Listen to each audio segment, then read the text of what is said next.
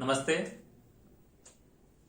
आज मैं क्लास 9 की हिंदी पाठ्य पुस्तक स्पर्श भाग 1 के पाठ आदमी नामा के कविता के महत्वपूर्ण प्रश्नों के उत्तरों की चर्चा करने आया हूं।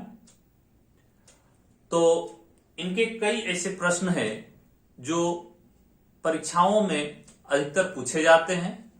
उन प्रश्नों को जानेंगे और उनके उत्तर को भी समझेंगे। तो पहला जो प्रश्न है कि पहले छंद में कवि की दृष्टि आदमी के किन किन रूपों का बखान करती है, क्रम से लिखिए। यानी इनका जो 4 छंद है, चारों छंद में जो पहला छंद है उसमें आदमी के किन किन रूपों का बखान किया है। तो इसका उत्तर होगा कि कवि ने पहले छंद में आदमी के विभिन्न रूपों का वर्णन किया है, जैसे कि बादशाह का यानी राजा का, गरीब का, भिखारी का, फिर धनवान व्यक्ति का भी, गरीब व्यक्ति का भी, जो दीन है और जो दुखी है उनका भी, कमजोर व्यक्ति का भी, और स्वादिष्ट जो भोजन करता है उसका भी, और रूखा सूखा खाने वाले व्यक्ति का भी वर्णन किया है। और इसके दूसरे प्रश्न को देखा जाए कि चारों छंदों में कवि ने आदमी के सकारात्मक और नकारात्मक रूपों का परस्पर किन किन रूपों में रखा है, अपने शब्दों में लिखिए। तो इसका उत्तर होगा कि कवि का कहना है कि आदमी बादशाह भिखारी, धनवान निर्धन, धार्मिक अधार्मिक, चोर ईमानदार, इज्जतदार नीच, राजा मंत्री, गुरु भक्त, मानवता के पुजारी और मानवता को ताक रखने वाले व्यक्ति की भी चर्चा की गई है। इसके बाद तीसरा जो प्रश्न है कि आदमी नामा शीर्षक कविता के इन अंशों को पढ़कर आपके मन में मनुष्य के प्रति क्या धारणा बनती है। ये बड़ा ही महत्वपूर्ण प्रश्न है और ये प्रश्न आते भी हैं। तो कविता को पढ़कर हमारे मन में यह धारणा बनती है कि मनुष्य अच्छे और बुरे सभी प्रकार के होते हैं।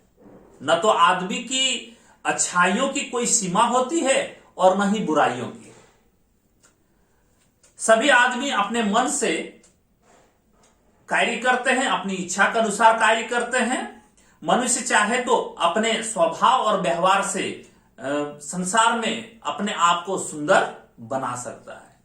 यानी आदमी नामा इस शीर्षक कविता के माध्यम से हमें कवि ये बताना चाहते हैं कि मनुष्य का स्वभाव बहुत सारे होते हैं और इन स्वभाव को जानते हुए हम लोगों को अच्छे स्वभाव को अपने जिंदगी में लाना चाहिए और एक ऐसा कर्म करना चाहिए, ऐसा कार्य करना चाहिए जिससे लोग हमें जाने पहचाने और इस संसार में नाम रहे।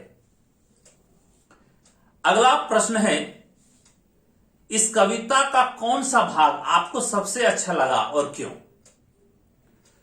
तो इसमें आप लोग जो भी अच्छा लगा है उसके बारे में आप लिख सकते हैं, लेकिन इसमें से एक बहुत ही अच्छा छंद दिया है जिसमें या आदमी में जान को वारे हैं आदमी, चिल्ला के आदमी को पुकारे है आदमी, और सुन के दौड़ता है सो है वो भी आदमी। हमें ये पंक्तियां इसलिए अच्छी लगी क्योंकि इनमें मानवीय मूल्यों की महत्ता को सिद्ध की हुई है। इन पंक्तियों के द्वारा हमें यह भी प्रेरणा मिलती है कि जो अच्छे इंसान होते हैं और अच्छे कार्य जो करता है वही आदमी सफल होता है, वही मनुष्य सफल होता है जो अच्छे कार्य करते हुए और दूसरों की मदद करते हुए आगे बढ़ता है।